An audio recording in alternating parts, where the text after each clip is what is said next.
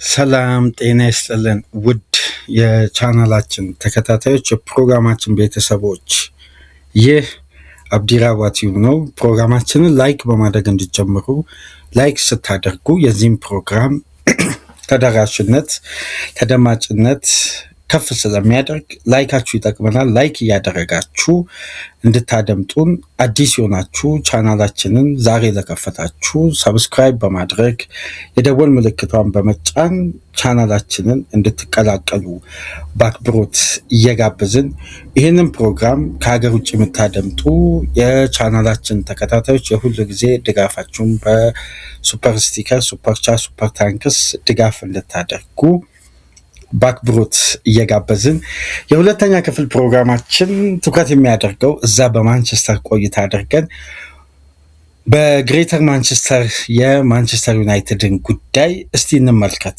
ከሰሞኑ እንግዲህ በማንቸስተር መረጃ በኩል ብዙም እየተገናኘን አይደለም። አሁን ጉዳዮችን ጠቅለል አድርገን የምንመለከትበትን የማንቸስተር ዩናይትድ ቀጣይ የዝውውር መስኮት እንግዲህ ያልታሰቡ ያልተጠበቁ ዝውውሮች ሊደረጉ እንደሚችሉ በስፋት እየተገለጹ ነው የሚገኙት እና ይህንን ጉዳይ በተመለከተ በተለያዩ ነጥቦች ላይ በዚህ ፕሮግራም የምናነሳ ነው የሚሆነው። ከዚህ ጋር በተያያዘ እንግዲህ የማይክል ካሪክ በማንቸስተር ዩናይትድ ቤት በቋሚነት በዘላቂነት በአሰልጣኝነት ሹመት ከኬርቴከርነት ከኢንተርም ማናጀር ከጊዜያዊ አሰልጣኝነት በቀጥታ ወደ ቋሚ አሰልጣኝነት ሹመት ሊያገኝ እንግዲህ መቃረቡን የበለጠ የታመኑ ዘጋቢዎች ከቴሌግራፍ መረጃውን ባወጣው መሰረት ሰፊ ትንተና ሰጥቶበታል። ከዛም በኋላ እነ ፋብሪዚዮም የተለያዩ በጉዳዩ ላይ ቅርበት ያላቸው ሪፖርተሮች ይዘው ወጥተዋል። ማይክል ካሪክም ማንቸስተር ዩናይትድ በዘላቂነት የቋሚ አሰልጣኝነቱን ውል ሰጥቶ ከአሰልጣኙ ጋር ረጅም ፕሮጀክት ለመጀመር በቀጣይ ሳመር ካሪክን መሰረት ባደረገ መልኩ ዝውውሮችን ለመፈጸም ለካሪክም ዋስትና ባለው መልኩ ሂደቱን ከፍ ለማድረግ አብሮ በጋራ ለመቀጠል ካሪክ በአጭር ጊዜ ውስጥ ማንቸስተርን ለመቀየር የተጓዘበት ርቀት ፍጹም አስደሳችና ልብ የሚያሞቅ ያልተጠበቁ አስደሳች ክለቡን የሚመጥኑ የማንቸስተርን ግርማ ሞገስ የሚያነሱ ዩናይትድን የሚመስሉ ውጤቶች ተመዝግበው እንግዲህ ዩናይትድ በአስደናቂ ሁኔታ ካለበት ደረጃ ከፍ በማለት የሻምፒየንስ ሊግ እግር ኳስን ገና የተወሰኑ ጨዋታዎች ሲቀሩት ዩናይትድ አረጋግጦ እንግዲህ አሁን ስለ ቀጣይ ዓመት ፕላን አደረጃጀት ክለቡ በምን አይነት መዋቅር ውስጥ በምን አይነት ስልጠና ውስጥ በምን አይነት የውድድር ዓመት እንዲያሳልፍ ከካሪክ ጋር በቂ ቱሎችን የማቅረብ የበለጠ ደግሞ ዩናይትድ በቀጣይ የውድድር ዓመት የሻምፒየንስ ሊግ እግር ኳስን ማግኘቱን ተከትሎ ኢንቨስትመንቱ ሰፋ የሚመጡ ተጫዋቾች ኤክስፒሪየንስ የሊግ ደረጃ ብቻ ሳይሆን የኢሮፒያን እግር ኳስን የበለጠ የሚያውቁ አዳፕት ያደረጉ የጎለበቱ ተጫዋቾች እንደሆኑም እዛ ጋር ተገልጿል እና አሁን ዩናይትድ ከነክብሩ ከነግርማ ሞገሱ የሚመለስበት ቀጣይ ሲዝን ነው ማለት ነው። ምክንያቱም የክለቡን ባህል፣ አስተሳሰብ፣ ቅኝት የበለጠ በተጫዋችነት ዘመኑ ሜዳ ውስጥ ሆኖ ያንን ጉዳይ ለረጅም ዓመት በቦታው ላይ አስተማማኝ አገልግሎት እየሰጠ ቆይታ ያደረገው አሁን ደግሞ በአሰልጣኝነት በዛ አይነት አይደንቲቲ ቡድኑን መገንባት የሚፈልገውን ወጣቱን የ44 ዓመት ጊዜያዊ አሰልጣኝን ወደ ቋሚነት ለማራዘም እንግዲህ የክለቡ ሲኢኦ ኡመር ባራዳ እንዲሁም ዳይሬክተር ኦፍ ፉትቦል ጄሰን ዊልኮክስ በጋራ በመሆን ለክለቡ እግር ኳሳዊ ጉዳዮች ላይ የበለጠ የውሳኔ ፓወር ያላቸው የክለቡ የተወሰኑ ፐርሰንቶችን ባለፉት ዓመታት መግዛት የቻሉት ሰር ጂም ራድክሊፍ እንግዲህ ለሳቸው ሪፖርት መደረጉን ተሰምቷል እና ይሄ ጉዳይ በአብዛኛው በማንቸስተር ዩናይትድ ኃላፊዎች ተቀባይነት ያገኘ ከካሪክ ጋር መቀጠል አሁን ላይ የበለጠ የዚህም ቡድን ሞመንተምም አሸናፊነትም ቅርጹንም በተለያየ መልኩ ሼፕ አድርጎ ሜንታሊቲውንም የመመለስ የቡድኑን አይደንቲቲ ከፍ የማድረግ ወደ ቀድሞ ጥንካሬ ለመመለስ ሽግግሩን የበለጠ ጤናማ ለማድረግ ካሪክን ማቆየት የመጀመሪያ ትልቅ የቡድኑ የግንባታ የመጀመሪያ ስቴጅ ነው ብለው አምነዋል። ስለዚህ ማይክል ካሪክ በቅርቡ ምናደምጥ ይሆናል። በሄድ ኮችነት ተሾሞ እንግዲህ ዩናይትድን የሚያሰለጥን ይሆናል። በቀጣይ ዓመታት ከ3 እስከ 4-5 ዓመት ኮንትራት ሊሰጠው ይችላል። እሱን አብረን በጋራ የምንመለከተው ጉዳይ ነው። ግን ይሄ በመጀመሪያ ደረጃ ሊለመድ የሚገባ ትልቅ ሙያዊ የሚታይ ፍንትው ያለ የሚታይ ለውጥ ያመጣ በጊዜያዊ አሰልጣኝነት ተሾሞ በጊዜያዊነት የተሾመ አሰልጣኝ በሊጉ ከትላልቅ ተፎካካሪ ለዋንጫ ከሚፎካከሩ ክለቦች የበለጠ ነጥብ የሚያሳካ ከሆነ እንግዲህ ሳይሰራ አይመጣም። ውጤት ቅኝት ከሌለው፣ አስተሳሰብ ከሌለው፣ የጨዋታ ሂደት ከሌለው፣ የራሱ ስትራክቸር እና ጌም ማኔጅመንት ከሌለው የአንድ ቡድን ውጤት በ3 ነጥብ ብቻ ረጅም ርቀት ሊጓዝ አይችልም። ወይም አንድ ቡድን በአጋጣሚና በድንገተኛ ውጤቶች ብቻ ተደማምሮ ረጅም ርቀት ሊጓዝ አይችልም። ቡድኑ የራሱ የሆነ ቅርጽ መልክ ሲይዝ፣ ለተጫዋቾች ያ ቅኝት ተስማሚ ሲሆን፣ ተጫዋቾች በዚህ ሲስተም ውስጥ ሲያድጉ ሲጎለብቱ፣ የበለጠ ብቃታቸው ሲንጸባረቅ ደግሞ ከታየ የዛ ቡድን አንዱ ቅርጽ የተጫዋቾች ብቃት ከፍ ማለት ነው። አንድ ተጫዋች በአንደኛው አሰልጣኝ ውስጥ ውጤታማ ሳይሆን በሌላ አሰልጣኝ የተሻለ ውጤታማነት ካሳየ የዛ አሰልጣኝ የጨዋታ ስትራቴጂ የበለጠ አመርቂና ውጤታማ ነው ማለት ነው። ምክንያቱም ትላልቅ ገንዘብ የወጣባቸው ተጫዋቾች ከሩበን አሞሪም የአጨዋወት ሲስተም የበለጠ በማይክል ካሪክ ውስጥ አስደናቂ ተጫዋቾች ሆነዋል። የካሪክን ኢራ በተወሰነ መልኩ አሁን ለምሳሌ በአንድ ተጫዋች ወይ በ2-3 ተጫዋች እንግለጽ ብንል እነ ብሩኖን እንተውና ፓትሪክ ዶርጉ ያለው ልዩነት ተመልከቱ። በአሞሪም ውስጥ የነበረው ዶርጉ ለምን ሜዳ ይገባል እስከሚባል ድረስ በማንቸስተር ዩናይትድ ደጋፊ የሚጠለጠል ተጫዋች ነው እና ይህ ተጫዋች እንዲለቅ የሚፈለግ ተጫዋች ነበር። አሁን ዶርጉ የማንቸስተር ዩናይትድ ጉዳት እስከሚያስተናግድ ድረስ የነበረው የዶርጉ ብቃት ምን ያክል አስደናቂ እንደሆነ በማይክል ካሪክ ውስጥ አንድ ስቴፕ ወደፊት አስጠግቶት ማጫወቱ ምን አይነት አመርቂ እንደሆነ። ማቲያስ ኩኛ በሩበን አሞሪም የአሰልጣኝነት ዘመን ጥሩ እንቅስቃሴ ያደርጋል፣ ግን የኩኛ እንቅስቃሴ ሻርፕ በሆነና በትላልቅ ጨዋታዎች ላይ ገዳይ የመሆኑ ባህሪ ግን አይስተዋልም ነበር። ትልቁ ግን ማሳያ ኮቢ ሜኑ ማለት የዩናይትድ አይከን ነው። አሁን ባለው ስብስብ ውስጥ የክለቡን ማሊያ መልበስ ምን አይነት ጣዕም እንዳለው በብቸኝነት የሚረዳ ተጫዋች ነው። የክለቡ የአካዳሚ ውጤት ነው። ዩናይትድ አሉኝ ከሚላቸው ተጫዋቾች ወይም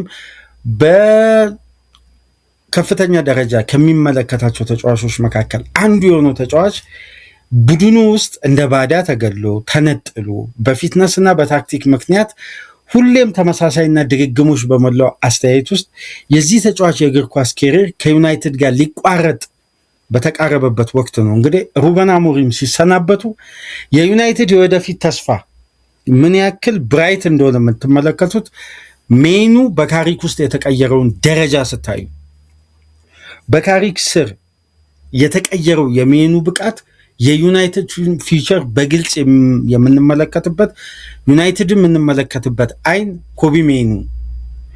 ይሄ ተጫዋች እንዴት ነፍስ ዘርቶ አሁን ላይ የማንቸስተር ዩናይትድ ምሰሶ ሆኖ ይህንን ምሰሶ ለማጠናከር ነው እንግዲህ ከሚለቁ ተጫዋቾች የሚገዙ ተጫዋቾች በእድሜ በኳሊቲ የበለጠ ቦታውን ከሜኑ ጋር ሆኖ ማንቸስተር ዩናይትድ ፕላኑ አሁን ያለ ሜኑ ወይም ቀጣይ ዓመት አማካዩን እናድሳለን በሚል አይደለም። ከሜኑ ጋር እነማን ቢመጡ ተጣምረው ዩናይትድን ኢፌክቲቭ ያደርጋሉ፣ በዚህ ደረጃ ያጎለብታሉ፣ ዩናይትድ ወደ ተሻለ ሌቭል ይሸጋገራል የሚለውን የበለጠ አሁን ቡድኑ እየተገነባ ወይም ቅርጹን እየያዘ ለቀጣይ ዓመታት ለረጅም ጊዜ ስኬት እንዲቆይ የሚገነባው የቡድኑ አይደንቲቲ ሜኑን ባማከለና ሜኑ ላይ መሰረት ባደረገ ነው።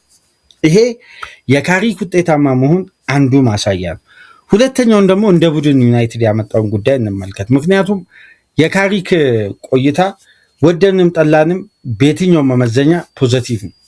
ምክንያቱም ማይክል ካሪክ እንደ ሌላው አሰልጣኝ በተተነተነና ጥልቅ የሆኑ ጉዳዮችን በማንሳት የሚገለጽ ጉዳይ ሳይሆን መሬት ላይ ወረደ የሚታይና ግልጽ የሆነ ውጤት ነው ያመጣው።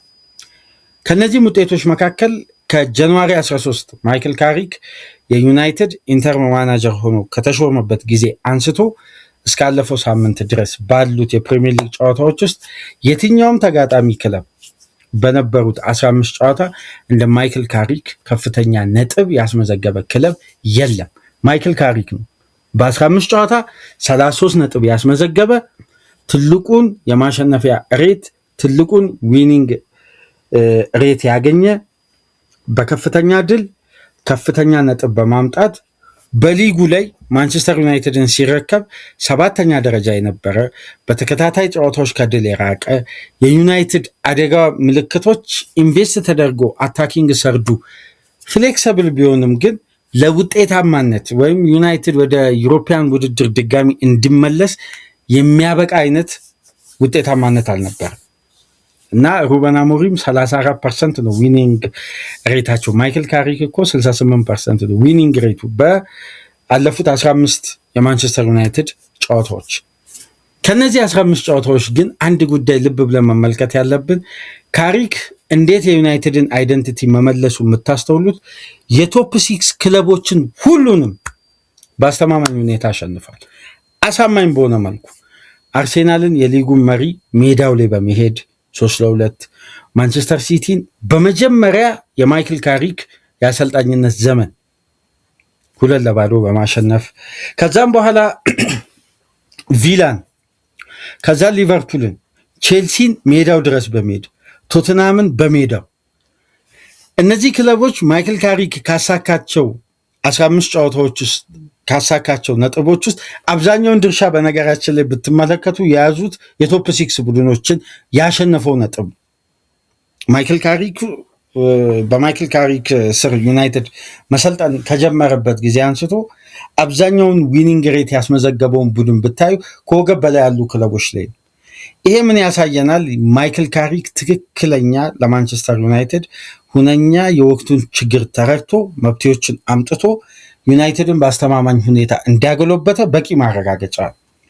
እነዚህ ማረጋገጫዎች ደግሞ ከሚገልጹ ተጨማሪ ጉዳዮች መካከል ከ7ኛ ደረጃ የነጥብ ልዩነቱ ሰፊ የሆነው የቶፕ ፎርም ቦታ መያዝ ብቻ አይደለም፣ አልፎም ዩናይትድ እኮ በሂሳባዊ ስሌት ዋንጫ የማሸነፍ በአንድ ወቅት እንደውም በተለያዩ ይሄ ትሮል በሚሰሩ ሚዲያዎች ላይ ትንሽ እንደ ኮሜዲ አይነት ነገር ሲቀለድ ነበር። ዩናይትድ በኦፕታ 2% አገኘ ዋንጫን የማግኘት እድል ተብሎ። ምክንያቱም ዩናይትድ ተከታታይ ጨዋታ እያሸነፈ መጥቶ የነጥብ ልዩነቱ ጋፑ ከአርሴናል ጋር የሚታይ በተለይ የጨዋታ ቁጥር ከፍ ማለቱን ተከትሎ በወቅቱ የሚታይ ልዩነት ማምጣቱን ተከትሎ በዚህ ደረጃ ኤክስፔክት ተደረገ። ስለዚህ ይሄ በተለየ ሁኔታ ጥልቅ የሆኑ ጉዳዮች ወይም የተወሳሰቡ ጉዳዮች ወደ እውነታ አምጥተው በሚደረግ ጥናት ላይ ሳይሆን ዩናይትድን በአስተማማኝ ሁኔታ ዋስትና ያለው ቢቆይ ይህን ጉዳይ ሊያስቀጥል እንደሚችል ማረጋገጫ በሜዳ ውስጥ አሳይቶ ነው ካሪክ እንግዲህ ይህን ኮንትራት ለማግኘት የተቃረበው። ስለዚህ ምንም ሌላ ተጨማሪ ማብራሪያና እውነታ መግለጽ አያስፈልግም። የማይክል ካሪክ ለውጥ ባለፉት ዓመታት ዩናይትድ ቤት ያሉትን ጠቅላላ የሽግግር ጊዜያትን ከተመለከትን በተለይ ከኤሪክ ቴና ከራፍ ራኒክ ጊዜ አንስቶ እንደ ካሪክ ጊዜ የዩናይትድም ደጋፊዎች አስተማማኝነት፣ ዋስትና፣ በበቂ ሁኔታ የማሸነፍ ሜንታሊቲ እና አይዲዮሎጂው በቡድኑ የቀድሞ ስነቦና ደረጃ ፔርፎርም የማድረግን አቅም አረጋግጧል። 15 ጨዋታ አንድን አሰልጣኝ ለመገምገም ከበቂ በላይ ነው።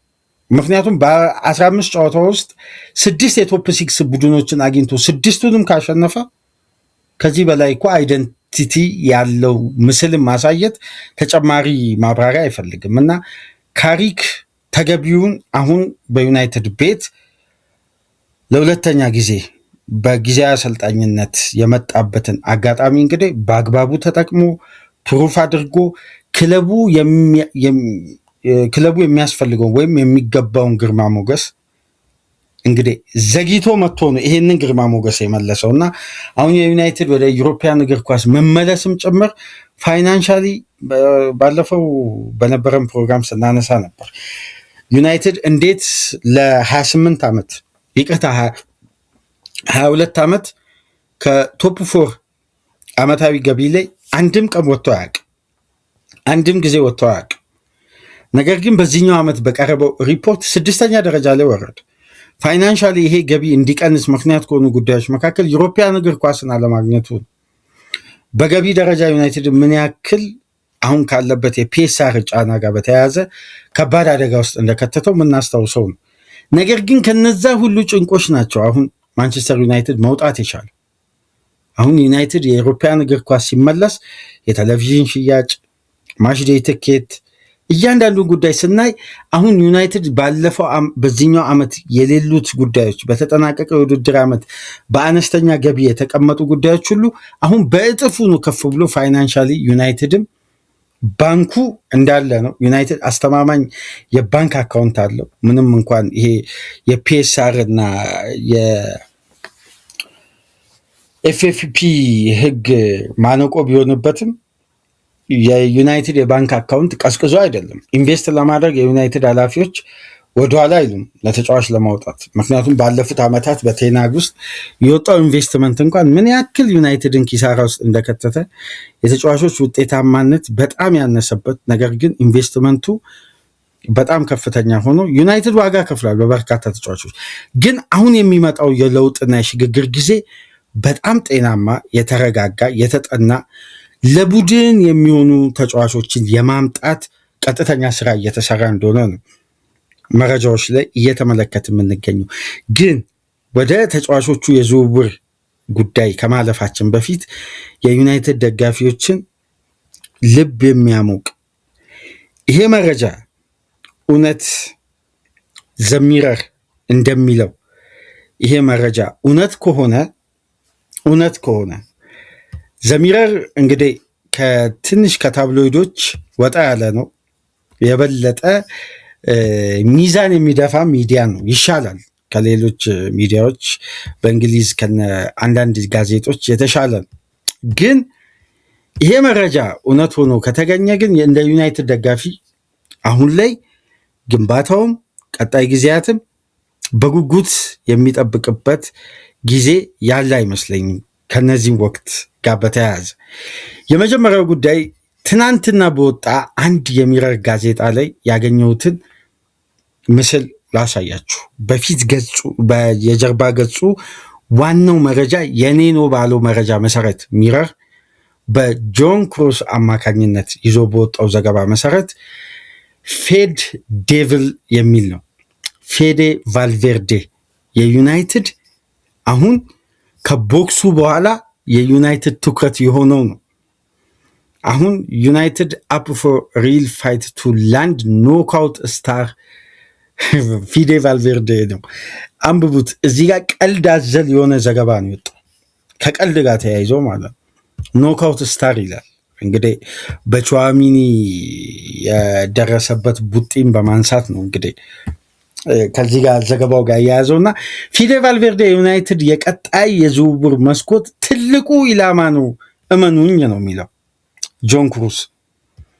ከቀናት በፊት ደግሞ ቴሌግራፍ ከዚህ በፊትም አጋርቷል። ነገር ግን አሁን የበለጠ አደራጅቶት ጉዳዩን የዩናይትድ ትኩረት በአማካይ ክፍል በአንድ ወይ በሁለት ተጫዋቾች ላይ የተገደበ አይደለም። በጣም ሰፊ ጥናት እየተደረገ ነው። የክለቡ ሪክሩትመንት አባላት የበለጠ በተለይ ክሪስቶፈር ቪቪያሊ ይሄን የማንቸስተር ዩናይትድ ሪክሩትመንት አባል በጣም በተደጋጋሚ እናነሷለን። በተለይ በቤንጃሚን ሼሽኮ ዝውውር ላይ የነበረው ሚና ታስታውሳላችሁ። ያለፈው ሳመር ስናነሳ ነበር። ይሄ ሪክሩትመንት አባል የበለጠ በዩናይትድ የአማካይ ክፍል ምልመላ ላይ ጥርት ያለ ለቡድን ተጫዋቾች የሚሆን አሁን ዩናይትድ ከዚህ በፊት ብራንድንም ከመሸጥ ጋር እያይዞ ነው ተጫዋቾች የሚገዛው። ከሜዳ ውጭ ባሉ ጉዳዮችም ጥሩ ማርኬቲንግንም ታሳቢ ተደርጎ ነው። ይሄ እንደ አንድ ቢዝነስ ሞዴል ተገቢ ነው። አሁን ግን ቡድኑ ከተመለሰ በኋላ እነዛ ቢዝነሶች የትም ከዩናይትድ እንደማይሄዱ ታምኗል። ይሄ ይታወቃል። ዩናይትድ በዓለም አቀፍ ደረጃ ካልተሳሳትኩ ከ900 ሚሊዮን ወደ 1 ቢሊዮን ገደማ የሚጠጋ ደጋፊ እንዳለው የሚነገር በጣም ሰፊ የደጋፊ ተደራሽነት ስላለው እንደነዚህ አይነት ጉዳዮች ላይ የሚያሳስበው ክለብ አይደለም። ገንብቷል። ያ ስታተስ ተገንብቶ አልቋል። ስለዚህ አሁን የነ ፊዴ ቫልቬርዴን ጉዳይ ስንመለከት የዩናይትድ ጠንካራ ኢላማ ነው ጆን ክሩስ የሚለው። ይህን ዘጋቢ አለማመን አይቻል። ምክንያቱም ተጨባጭ መረጃዎች ይዞ በመውጣት ይታወቃል። ይህን ጉዳይ ግን እስቲ የዩናይትድ ደጋፊዎች እንዴት ትመለከታል? በነገራችን ላይ ቴምብሌናችንን ካስተካከልን መረጃዎቻችንን ከጨረስን በኋላ ወደ እናንተ ይህን ፕሮግራም ለማሰናዳት የመጨረሻ አፕዴቶችን ስመለከት ነው ይህን ጋዜጣ ያገኘሁት። ፊዴ ቫልቬርዴ ወደ ማንቸስተር ዩናይትድ የሚል ሩመርስ አለ። በደንብ ሩመርስ አለ፣ ስር የሰደደ ሩመርስ አለ። ምክንያቱም ፍሎሬንቲኖ ፔሬዝ ትናንትና የፔሬዝን ከኤልቼግኒቶ ሬዲዮና የሚዲያ ትልቅ ተቋም ጋር የነበራቸውን ኢንተርቪው አድምጣቸዋል ብዬ አስባለሁ። ኤልቼግኒቶ የሚባለው የማድሪድ የመልበሻ ክፍል ውስጥ አዋቂ ከዲፌንሳ ሴንትራል ጋር በመሆን የበለጠ የማድሪድን ጓዳ የሚያውቁ ከነማርካ ሁላ የበለጠ የማድሪድን እያንዳንዱ መልበሻ ቤት የተተነፈሰች ጉዳይ እንኳን የተነፈሷትን አምጥተው ሚዲያ ላይ ማውጣት የሚችሉ በጣም ጠንካራ ሚዲያ እንደሆነ ይነገራል። እና ኤልቼግኒቶ በሚዲያ ደረጃ እንግዲህ የፍሎሬንቲኖ ፔሬዝን ከትናንት በስቲያ የነበራቸውን ሰፊ ፕሬስ ኮንፈረንስ ነበራቸው። ጥሪ አድርገው በጣም ሰፊ ጉዳይ አንስተዋል። ከካንሰር ጋር ተያይዘው ሚዲያው ላይ የተጻፈ የሐሰት መረጃንም ሙሉ በሙሉ የተሳሳተ እንደሆነ አስረድተዋል። ከጆዜ መምጣት ብዙ ጉዳዮችን አንስተዋል። የሁለቱ ተጫዋቾችን ውስጣዊ አለመግባባትን፣ ድብድብን በተመለከተ እርምጃም እየተወሰደ እንደሆነ ገልጸዋል። እና አሁን በኤልቼግኒቶ ሚዲያ የወጣው አንድ ዘገባ ነው። በነገራችን ላይ ሚረር የበለጠ መረጃው አለኝ አለው። ኤልቼግኒቶ ላይ ምን መሰላችሁ የተለቀቀው ዘገባ? ማድሪድ ይሄ የክለቡን ስፕሪት አንድነት ማድሪድን ከሁለተኛው የዓለም ጦርነት በኋላ በዛ ደረጃ የተገነባውን ስም ከሚያጠለሹ ጉዳዮች መካከል አንዱ የአንድ ቡድን አባላት እርስ በእርስ መደባደባቸው ብቻ ሳይሆን ይሄ የጥላቻ ስሜት ከክለቡ አልፎ በዓለም አቀፍ ደረጃ የሚገኘውን ደጋፊውን የመከፋፈል ስሜት እንዳለው ስለተረዱ ነው የሚባለው። እና ይህን ጉዳይ በየትኛው መመዘኛ የማድሪድ ኃላፊዎች ማንም ይሁን ማንም ከማድሪድ በላይ አይደለም የሚል መደምደሚያና አቋም ይዘዋል። ስለዚህ ሁለቱ ተጫዋቾች የበለጠ ሊለቁ የሚችሉበት ቻንስ አለ ነው ኤልቼግኒቶ የሚለው። ይህን ዘገባ ያወጣው በነገራችን ላይ ከትናንት በስቲያ ኤልቼግኒቶ ብቻ ነው፣ የትኛው ሚዲያ ላይ አልወጣም። ትናንትና ሚረር ደግሞ መረጃ አለኝ ብሎ ይዘወጣ። አሁን የጉዳዩን ክብደት ስንመለከት ስር የሰደደ ፍላጎት በዩናይትድ በኩል አለ ማለት ነው፣ በደንብ አለ። ምክንያቱም በዚህን ሰዓት ቫልቬርዴን የማይመኝ ክለብ አለ ብዬ አላስብም። ሲቲም ሆነ ሊቨርፑልም ሆነ ማንቸስተርም ፒኤስጂም ሙኒክም ቫልቬርዴን አለመመኘት አይቻልም። ለየትኛውም ሲስተም የሚሆን የዓለማችን አሁን ከሚገኙ ምርጡ አማካዮች ተርታ ከ1 እስከ 3 ሊቀመጥ የሚችል የዓለማችን ምርጡ አማካይ ነው። ስለዚህ ይህን አማካይ አለመመኘት አይቻልም። ግን የማንቸስተር ዩናይትድ ፍላጎት እኔ በነገራችን ላይ ዩናይትድ ካለው ብራንድ ዩሮፒያን እግር ኳስን ተሳታፊነትን ቦታን ይዞ አጠናቆ ዓለም ላይ የትኛውንም ተጫዋች ለማስፈረም ዩናይትድ ይቸገራል ብዬ አላስብም። ወይም ተጫዋች ለመምጣት በግሉ ያለበትን ቦታ ወዶ ፈቅዶ ፍቃደኛ ላይሆን ይችላል። ግን ዩናይትድ አንድን ተጫዋች ለማምጣት አፕሮች አድርጎ ያጣል የሚለው እድል ለእኔ 30% ነው። 70% የማግኘት እድሉ በጣም ሰፊ ነው። ካለው ስምና ዝና ብቻ ዩናይትድ እኮ ዝውውር ላይ አንድ ተጫዋች ለማዘዋወር ሲመጣ ዩናይትድ ብራንዱ ነው የሚደራደረው፣ ዩናይትድ አይደለም። ስለዚህ አንድ ተጫዋች ማንቸስተር ዩናይትድ ይፈልጋል ሲባል ለዛ ክለብ ለመጫወት ያለው ፍላጎት ልክ በዓለም አቀፍ ደረጃ ማድሪድ መጫወት እንደሚፈልግም በእንግሊዝ ደረጃ ዩናይትድ መጫወት እንደ ትልቅ ክብር ነው። በተመሳሳይ ለሊቨርፑል እንደመጫወት የሁለቱ የከፍታ ዘመናት በሌሎች ክለቦች ውጤታማነት ሁላ የሚደረመስ አይደለም። እላይ ጣራ ያስነክተውታል። ስለዚህ ስማቸው ነው የሚደራደረው በመላው ዓለም ያለው። የበለጠ ደግሞ ማንቸስተር ዩናይትድ ይህን ስም በደንብ ተክሏል። ስለዚህ እኔ የቫልቬርዴን ጉዳይ ሩመርስ ነው፣ ይሄ ተራ የሚዲያ ወሬ ነው ብዬ የማልፈው ጉዳይ አይደለም። ከዩናይትድ አቅምም አንጻር ቫልቬርዴን ለማስፈረም ዩናይትድ አሁን ላይ እውነት ማድሪድ በሩን ከከፈተ ኤልቼግኒቶ እንደሚለው ከሆነ ሚረር እንደሚሉት ከሆነ ማድሪድ እንዴት ማንቸስተር ዩናይትድ አያስፈርም? በደንብ ያስፈርማል። ዩናይትድ ቫልቬርዴን ለማስፈረም ፋይናንሻሊ እጥረት ለሰከንድ ይኖረዋል ብዬ አላስብም። ምንም አይነት ጉለት አይኖረው። ምናልባት ቫልቬርዴ መልቀቅ ፍላጎት አለው የለው፣ ማድሪድ እውነት እንደሚባለው ለሽያጭ ይህን ተጫዋች ማውጣት ለድርድር ይቀመጣል ወይ የሚለው ጉዳይ ነው። ነገር ግን በተጨባጭ ደግሞ ከዚህ ጋር ተያያዥ ጉዳይ ትናንትና በተመሳሳይ ሚዲያ ላይ ማርካ ላይ ዳሪዮ አስ ላይ የተመለከትኩት የአውሬሊዮ ቹዋሚኒ ነው። በተመሳሳይ ቴሌግራፍም መረጃውን ይዞ የወጣው ዩናይትድ የዝውውር ምህዳሩን በጣም አስፍቷል። የተጫዋቾች ፍላጎት 3 ወይ 4 አይደለም፣ ጥናቱ በጣም ሰፊ ነው። ዩናይትድ እየፈለጋቸው የሚገኘው የተጫዋቾች ቁጥር በ2 ወይ በ3 የሚገደብ አይደለም። በጣም ሰፊ ከመሆኑ የተነሳ በእያንዳንዱ ዲፓርትመንት ላይ የሚደረገው ጥናት በጊዜ እጥረት ዩናይትድ የተቻኮለ ውሳኔ እንዳይወስን ጉዳዮች የተጀመሩት በፈረንጆች ፌብሩዋሪ ወር ላይ ነው ይላል። ኢፍ በሚል ስያሜ ይሄ ማለት ኢፍ የምትለው ቃል የገባችው ፌብሩዋሪ ላይ ዩናይትድ የቻምፒየንስ ሊግ እግር ኳስን ቦታ ይዞ የሚያጠናቅቅ ከሆነ እነማንን ለማስፈረም አቅዷል፣ እነማንን ለመመልከት በገበያ ላይ በማለት ከኤሌት አንደርሰን፣ ከሳንድሮ ቶናሊ፣ ከአውሬሊዮ ቹዋሚኒ፣ አደም ዋርተን በርካታ ተጫዋቾች በዩናይትድ ሊስት ውስጥ እንዳለ ቴሌግራፍ ይገልጽና የበለጠ ግን እድሉ በማን በኩል የሰፋ ነው የሚለውን ጉዳይ ደግሞ ተጨማሪ ትንተና ይሰጥበታል። አንደኛው ጉዳይ የአውሬሊዮ ቹዋሚኒ የማንቸስተር ዩናይትድ ፍላጎት 100% የተረጋገጠ ነው። ፍላጎቱንም ሪጅስተር አድርጓል። በቅርቡ ባጋጠመን ቴክኒካል ጉዳይ ፕሮግራሙ ወደ እናንተ አላደረስንም። ለ10 ቀናት በቴክኒክ ጉዳይ ለ10 ቀናትና ከዛ በላይ ርቀን ነበር ከዚህ ዩቲዩብ እና በዛም ወቅት ነው ያ መረጃ ወጣው እንጂ ፍላጎቱን በግልጽ ማድሪድም ያውቋል። እንደውም አንድ ጉዳይ ስንመለከት ነበር ከሰሞኑ በአውሬሊዮ ቹዋሚኒ ፍላጎት በኩል ተጫዋቹ የቀረው ኮንትራት በጣም አጭር ዓመት ነው፣ 18 ወር ነው የቀረው። ማድሪድ ኮንትራቱ ማደስ ይፈልጋል። በጣም ትልቅ ደሞዝ ነው የሚከፈለው በማድሪድ ቤት። ታውቃላችሁ ማድሪድ ለአንድ አካዳሚ ለዳኒ ሳቤዮስ እኮ ማድሪድ የሚከፍለው ደሞዝ በሊጉ መሪ አርሴናል ቤት የማይከፈላቸው ብዙ ተጫዋቾች አሉ። ዳኒ ሳቤዮስ ተውት፣ ሌላውን ተጫዋች በርካታ ተጫዋቾች አይከፈላቸው። ወደ 172,000 ፓውንድ ነው 72,000 ዩሮ ምናምን ገደማ ነው የሚያገኙ። ዳኒ ሳቤዮስ እንኳን በዚህ የውድድር ዓመት በጭራሽ የማድሪድ ማሊያ መልበስ የለበትም በሚል ከፍተኛ ተቃውሞ የደረሰበት ተጫዋች ማለት ነው። እና ማንቸስተር ዩናይትድ 18 ወር ለቀረው ተጫዋች 80 ሚሊዮን ፓውንድ የመክፈል እቅድ እንዳለው ተነግሯል።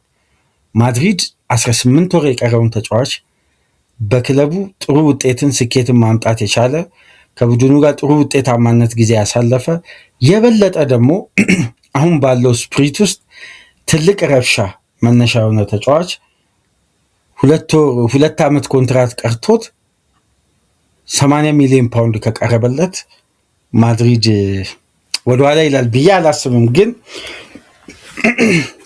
ይህን ጉዳይ ጊዜው ሲመጣ የምንመለከተው ነው። ግን ዩናይትድ 100% አውሬሊዮ ቹዋሚኒ በራደር ውስጥ እንዳለ ተረጋግጧል። ሁለተኛው ካርሎስ ባሌባ ነው። በነገራችን ላይ 2 ዲስትሮየር ዩናይትድ በአንድ የዝውውር መስኮት አያመጣም። ይህን ጉዳይ በነገራችን ላይ አስምረን ማለፍ አለብን። ዩናይትድ 2 ዲስትሮየር አያመጣም፣ ግን ከ2 በላይ አማካይ ሊያመጣ ይችላል። 2 ግን ተመሳሳይ ባህሪ ያለውን አማካይ አያመጣም። ምክንያቱም 80 እና 100 ሚሊዮን ፓውንድ ለ2 ተጫዋች ከፍሎ ኮቢ ሜኑ አለ፣ ብሩኖ ፈርናንዴዝ ቋሚ መሆን አለበት። ዩናይትድ እኔን ሁሉ ሜጋ ዲል ፈጽሞ እንዴት አሸጋሽጎ ከሻምፒዮንስ ሊግ እግር ኳስ ጋር እነዛን ተጫዋቾች በየክለባቸው ቤስት የሆኑትን አምጥቶ ፕሪሚየር ሊግ ላይ ቤንች ቻምፒየንስ ይሄ ስኬጁል በጣም ቲምን ይረብሻል። ነገር ግን ቨርሲታይል የሆነ አማካይ አሁን ለምሳሌ ዩናይትድ ከሚፈልጋቸው አማካዮች ውስጥ የሳንድሮ ቶናሊን ጉዳይ በነገራችን ላይ የማንቸስተር ዩናይትድ ደጋፊዎች አስምራችሁ ያዙ። ቶናሊ ማንቸስተር የመፈረሙ እድል በጣም ሰፊ ይመስለኛል። አንደኛ የብሩኖ ፈርናንዴዝም ጥቆማ ነው። ሁለተኛ ይሄ ተጫዋች በሶስቱም የአማካይ ክፍል ግራም ቀኝም የ8 ቁጥር ቦታ በዲፕ ላይን ፕሌሜከር መጫወት ይችላል። ቨርሰታይል መሆኑ ዩናይትድ ተጨማሪ ኢንቨስትመንት እንዳያወጣ ዩናይትድንም ፋይናንሻሊ ይጠብቃል። ከአንድ ዲስትሮየር አማካይ ጋር ሳንድሮ ቶናሊ የሚመጣ ከሆነ የዩናይትድ የአማካይ ክፍል ልብ ወይም ልብ ክፍሉ ሰርጀሪ ያስፈልጓል እንደተባለው በአግባቡ ጥገና የሚደረግ ይመስለኛል። አሁን የበለጠ ካርሎስ ባሌባ ወደ ዩናይትድ ለመዘዋወር ታስታውሳላችሁ፣ ባለፈው ማርች ወር ላይ በግልጽ ሚዲያ ላይ ወጥቶ ተናግሯል ወደ ዩናይትድ መዘዋወር እንደሚፈልግና ብራይተን በሩን እንዳይዘጋበት። ስለዚህ አዳፕት ካደረገው ሊግ ጋር የበለጠ ከጎለበተ የውድድር ዓመት የበለጠ ጎልብቶ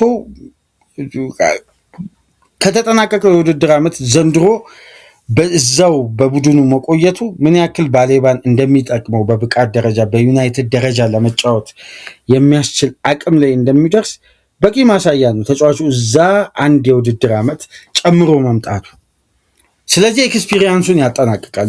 ሊጉን አዳፕት የማድረጉን ጉዳይ በደንብ እዚህ ላይ ደግሞ አማራጩ ሰፊ የሆነ በአንድ ሚና የማይገደብ እንደ 10 ቁጥር ኢን ኤንድ አውት ሚድፊልደር አድርጎም ቦክስ ቱ ቦክስ ሆኖ መጫወት የሚችል የበለጠ በአካል ብቃት ቡድን ውስጥ የቴክኒክ አቅሙ ከፍ ያለውን ቶናሊ ማምጣት ደግሞ የአማካይ ክፍሉን የበለጠ ፓወሩንም አቅሙንም ማሳደግ ነው እና ከአንድ ዲስትሮየር ጋር የሳንድሮ ቶናሊን ጉዳይ አስምራችሁ ያዙ።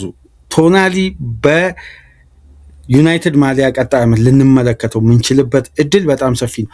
እኔ የኤሌት አንደርሰንን ጉዳይ ብዙ ማብራሪያ አያስፈልገውም። በነገራችን ላይ ሲቲ ግራውንድ ወርኩን ጨርሷል። በየጊዜው የሚወጣው ሩመርስ ነው።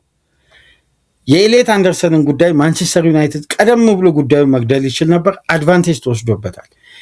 ሲቲ በሂጎ ቬና አማካኝነት ያንን ጉዳይ በጣም ረጅም ርቀት ገፍቶ ሄዷል። ይህን ጉዳይ በተደጋጋሚ ለዩናይትድ ደጋፊዎች ማንሳት አጉል መረጃውን እያንከባለሉ ጥቃቅን ጉዳዮችን እያነሱ የማይሆን ተስፋ መስጠት ነው። እኔ የኤሌት አንደርሰንን ጉዳይ ወደ ማንቸስተር ዩናይትድ ይዘዋወራል የሚለው ጉዳይ ወደ የትኛውም ክለብ ከማንቸስተር ሲቲ ውጭ አሁን ላይ በቅርብ ሳምንት አንብባችሁ ከሆነ አላውቅም፣ አርሴናል የኤሌት አንደርሰንን ጉዳይ ሃይጃክ የማድረግ አቅም አለው የሚሉ የእንግሊዝ ታብሎይዶች ሲያወጡ ነበር። የተሳሳተ መረጃ። ስለዚህ አሁን በጉዳዩ ላይ ተጨባጭ የሆነ እውነታ ከተመለከትን ቶናሊንና አንድ ዲስትሮየር አማካይ ግን የዩናይትድን የአማካይ ክፍል ልብ የበለጠ የመጠገም ፓወር አላቸው ብዬ አምናለሁ። የቶናሊን ጉዳይ ግን አስምራችሁ ያዙ። ሳንድሮ ቶናሊን በቀያይ ሰይጣኖች ማሊያ ልንመለከትበት የምንችልበት እድል በጣም ሰፊ ነው። ግን ዲስትሮየርና የሳንድሮ ቶናሊን ጉዳይ እንዳለ ሆኖ ተጨማሪ ቨርስታይል አማካይ ዩናይትድ አሁን ላይ ከአትሌቲኮ ማድሪድ ሃይጃክ እንዳደረገ እነ ቤን ጃኮብስ እነ ጄሰን ዳንክ የተለያዩ በጣም በርካታ የዝውውር ዘጋቢዎች እያረጋገጡ ነው የሚገኙት። የአትላንታውን አማካይ ኤደርሰንን ዩናይትድ ሃይጃክ እንዳደረገና ወደ 48.5 ሚሊዮን ፓውንድ ገደማ ለመክፈል ለዚህ 26 ዓመት ብራዚላዊ አማካይ የበለጠ ዩናይትድ በዚህ ዙሪያ በጣም አክቲቭ ሆኖ እየሰራ እንደሆነና ይሄ ዝውውር ሳይጠለፍ እንዳልቀረ በጣም በስፋት እየተገለጸ ነው የሚገኘው እና ይህን ጉዳይ የበለጠ ትኩረት ስቧል። ምክንያቱም ማንቸስተር ዩናይትዶች ኤደርሰንን መፈለግ የጀመሩት ዛሬ ወይ የተጠናቀቀ ውድድር ዓመት አይደለም፣ ሰንበትበት ብሏል ከዩናይትድ ጋር የኤደርሰን ስም መያያዝ ከጀመረና ዩናይትድ በተሻለ ሁኔታ ይህን ዝውውር የማጠናቀቅ አቅም እንዳለው በጣም እየተነገረ ነው የሚገኘው የኤደርሰንን ዝውውር ከአትላንታ። ስለዚህ ሁለት የፕሪሚየር ሊግ ኤክስፒሪየንስ ያለው አማካይ ካልሆነ ቹዋሚኒ እንደሚባለው እውነት ከሆነ ቫልቬርዴ ከሳንድሮ ቶናሊ ጋር ዩናይትድ በሶስት የአማካይ ክፍል ዝውውር ጉዳዮችን ሁሉ የመሸፈን በጣም የተደራጀና የሰከነ የተረጋጋ ጥድፊያ ያልተሞላበት ብራንድን ታሳቢ ያላደረገ ዩናይትድን እንደ ቡድን በወሳኝ ምዕራፍ ሊያገለግሉ የሚችሉ ጤናማ ዝውውሮችን ለማድረግ ከወዲሁ ከማይክል ካሪክ ጋር አብሮ በጋራ እየተሰራ እንደሆነ እንግዲህ ዘገባዎች በስፋት እየወጡ ነው የሚገኙት እና ይሄ ጉዳይ ትኩረት ስቧል። በአማካይ ክፍል የማይክል ካሪክ እና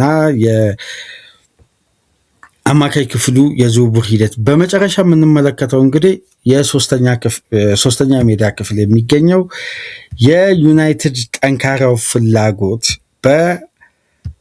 በራፋኤል ሊያው ላይ የበለጠ እየተንጸባረቀ ከሳምንት ሳምንት እንግዲህ ጉዳዩን በእንግሊዝ ሚዲያ ላይ ባንመለከተውም የጣሊያን ሚዲያ አስፍተው በየሳምንቱ የተለያዩ ጋዜጦች ይዞ እየወጡ ነው። ኮሪያ ዴሎ ስፖርት ያለፈው ሳምንት መረጃ አቀብሎ ነበር።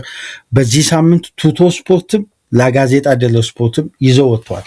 ማንቸስተር ዩናይትድ 62 ሚሊዮን ዩሮ 56 ሚሊዮን ፓውንድ በቀጥታ በሁለት ተርም ክፍያ የሚከፈል ለጁቬ ለራፋኤል ሊያው ጥያቄ ሊያቀርብ እንደሆነ አሁን እየዘገቡ የሚገኙት የእንግሊዝ ሚዲያ እኮ አይደለም፣ እዛው የጣሊያኑ ክለብ የሚገኝበት የጣሊያን ሚዲያ ነው መረጃውን ይዘው እየወጡ የሚገኙት እና በራፋኤል ሊያው ላይ በጣም ዩናይትድ ጠንካራ ፍላጎት አለው። የበለጠ ይህን ተጫዋች ለማስፈረም በተደጋጋሚ የተደራጀ ስካውት አድርጓል። ስለዚህ ማንቸስተር ዩናይትድ በቀጣይ ለኤሲ ሚላን በቀጣይ ሰመር የዝውውር መስኮቱ ሲከፈት ለራፋኤል ሊያው ጥያቄ እንደሚያቀርብ ይጠበቃል ነው እየተባለ የሚገኘው እና ይሄ ጉዳይ እንግዲህ የበለጠ አሁን ላይ ትኩረት አግኝቶ በአብዛኛው የእግር ኳስ ቤተሰብ ዘንድም መነጋገሪያ ርዕስ ሆኗል። ማንቸስተር ዩናይትድ አንድ አውት ኤንድ አውት ዊንገር እንደሚፈልግ ይታወቃል። ስለዚህ ዩናይትዶች የበለጠ ቡድኑን የማደራጀት ለቀጣይ የውድድር ዓመት በፍጥነት ተፎካካሪ ለመሆንና ይህን የአሸናፊነት ስሜት ለማስቀጠል በየትኛውም መመዘኛ የክለቡን አቅም፣ ፓወር፣ ብራንድ በመጠቀም እንግዲህ በዝውውር መስኮቱ ላይ አግሬሲቭ ሆኖ ጤናማ ጉዳዮችን ለመፈጸም ከወዲሁ ስራ መሰራት መጀመሩን አንደኛውና ትልቁ ማሳያ ማይክል ካሪክ በዩናይትድ ቤት የመቆየቱ ጉዳይ እርግጥ እየሆነ ማምጣቱ ነው። እስቲ ዩናይትድ ደጋፊዎች ሀሳብ አስተያየታችሁን በኮሜንት መስጫ ላይክ፣ ሼር፣ ሳብስክራይብ ማድረጋችሁ እንዳትረሱ። ከሀገር ውጭ የምታደምጡ በሱፐር ስቲከር፣ ሱፐር ቻት፣ ሱፐር ታንክስ ድጋፍ አድርጉ። ከዚህ ፕሮግራም በመቀጠል ሪያል ማድሪድ ጆዜን ለመቅጠር ተቃርቧል። ከዚህ ጋር በተያያዘ ያሉ መረጃዎችን እስቲ እያጣቀስን መረጃ በመረጃ ጆዜ ምን አይነት ከባድ ፈተናና ኃላፊነት ይጠብቃቸዋል አብረን በጋራ እንመለከታለን። ሳትርቁ ጠብቁን። ሰላም ቆዩ።